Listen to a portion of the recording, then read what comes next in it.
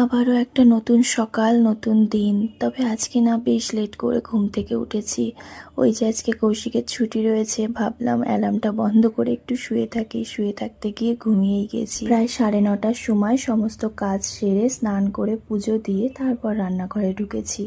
আজকে সকালবেলা ওই একটু আলু বেগুন সেদ্ধ ভাতে দিয়ে দিচ্ছি, আর তার সাথে বাঁধাকপি আর ডাল করব। আসলে কি হয়েছে, আমি ভেবেছিলাম সকালবেলা ডাল আর আলু সেদ্ধ করব, দুপুরে আজকে একটু স্পেশাল কিছু কর। তবে জানো তো, বাবা সকালবেলা ফোন করেছিল। বাবাকে জিজ্ঞাসা করলাম, বাবা তোমরা আজকে কি খাবে? আজ তো শনিবার, বাবাদের আজকে ভেজ। তো বাবা বলল যে মুগ ডাল আর বাঁধাকপি করব। তো সেটা শুনে না ডাল আর বাঁধাকপি আমারও খেতে ইচ্ছা করলো। তাই ভাবলাম আমি একটু মসুর ডাল করি। আগে শীতকালে মাকে বলতাম, মা তুমি আমাকে প্রতিদিন টমেটোর ডাল করে দেবে। টমেটোর ডালটা খুব পছন্দ করতাম। তবে কৌশিকদের বাড়িতে দেখতাম কাঁচা টমেটো নয়, পাকা টমেটো দিয়ে ডাল করতো। আমার মা কিন্তু কাঁচা টমেটো দিয়ে ডাল করে দিত। ডালটা বেশ টকটক হতো আর খেতেও খুব ভালো লাগতো। কৌশিক না কাঁচা টমেটো দিয়ে ডাল খায় না, তাই পাকা টমেটো দিয়েই করতে হয়।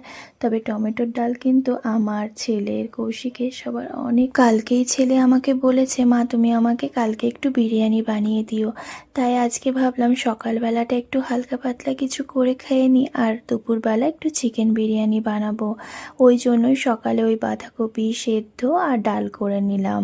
তার সাথে চিকেনটা বের করে রেখেছিলাম। জানো তো আমার কৃষ্ণা এই দিন যাচ্ছে আর ওর চিকেনের প্রতি ভালোবাসাটাও অনেক বেড়ে যাচ্ছে। তবে আগে কিন্তু এত মাংস পছন্দ করতো না, মাছটাও বরাবরই ভালো খায়। বিরিয়ানির চাল ভিজাতে গিয়ে দেখি চালটা না একদম বাড়ন্ত হয়ে গেছে। আমাদের তো 5 কেজি করে একবারে নিয়ে এসে রাখে, কখন কি রান্না করতে হয়। সকালের খাওয়া দাওয়া শেষ করে আমি তো বিরিয়ানি বানাতে চলে আসলাম। কৌশিক কিন্তু আজও অফিস গেছে। আসলে ওদের এসআরিআর কাজ চলছে, যে জন্য শনিবার দিনও ওই ঘন্টা খানেকের জন্য হলেও অফিস। জানো তো আমি না চিকেন বিরিয়ানিতে একটু হলুদ দিই। অনেকেই বলে চিকেন বিরিয়ানিতে নাকি হলুদ দিতে হয় না, তবে আমার না হলুদ না দিলে বেশি কালারটা ভালো লাগে না, তাই হালকা করে একটু হলুদ দিয়ে দিই।